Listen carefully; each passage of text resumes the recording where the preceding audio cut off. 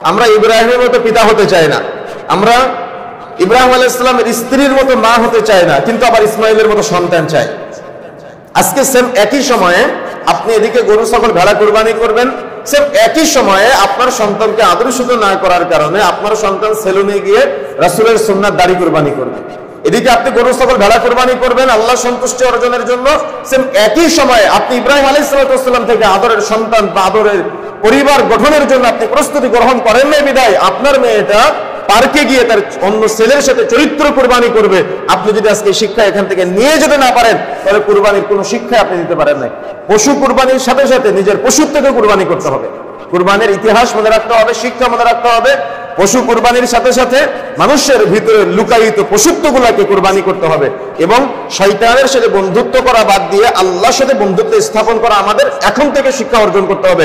এটা হলো কুরবানির যতগুলো শিক্ষা আছে ইব্রাহিম আলাইহিস সালাম থেকে। এই শিক্ষাগুলোর মধ্যে অন্যতম একটা শিক্ষা হলো পরিবারকে নিয়ে আমাকে আপনাকে চিন্তা করা। আমি বিভিন্ন সময় মাহফিলে বলেছি যে আমার মদিনা সফরে সৌদি আরবে এক শেখের সাথে পরিচয় হয়েছিল। তিনি গল্প করছে যে ওনার ছেলেকে নিয়ে উনি রাস্তা দিয়ে যাচ্ছে, ট্রাফিক সিগন্যাল পুলিশ লাইট গুলা যেগুলো আছে না, এই সিগন্যাল লাইট যখন তিনি অতিক্রম করছে তখন লাল বাতি জ্বলে, পুলিশ না থাকায় উনি গাড়ি চালিয়ে চলে যাচ্ছেন।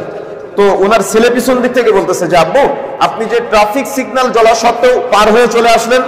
তখন বাবার ভিতরে একটা ভয় কাজ করলো, তার মানে লজ্জা কাজ করলো যে তাই তো আমার সন্তান আজকে আমাকে অপরাধী বানালো। তখন উনি গাড়িটা ঘোরায় ট্রাফিক কন্ট্রোল পুলিশ রুম যেখানে আছে ওখানে চলে গিয়েছে, গিয়ে পুলিশ অফিসারকে বলতেছে যে অমুক সিগন্যালে ট্রাফিক লাইট জ্বলা সত্ত্বেও আমি চলে এসেছি, আমাকে জরিমানা করেন। তো পুলিশ অফিসার একটু আশ্চর্য হয়ে বলতেছে ওখানে কোনো পুলিশ অফিসার ছিল না, আপনি তার কাছে জরিমানা দিতেন? তো বলছে না, ওখানে কোনো পুলিশ ছিল না বিধায় তো আপনার এখানে চলে এসেছি। তখন পুলিশ অফিসার বলছে যে আপনাকে যেহেতু কেউ দেখে নাই, পুলিশ অফিসারও ছিল না, তো এখানে জরিমানা দিতে আসার তো দরকার ছিল না, কেউ তো আপনাকে দেখে নাই। তখন দেখেন বাবা হতে হবে এমন বাবা, তখন ওই বাবা পুলিশ অফিসারকে বলছে কেউ তো আমাকে দেখে নাই, কিন্তু আমার সন্তান যে দেখেছে। তার মানে কি সন্তানের কাছে বাবা অপরাধী সাব্যস্ত হয়েছে, নিজে নিজে ফিল করেছে এটা।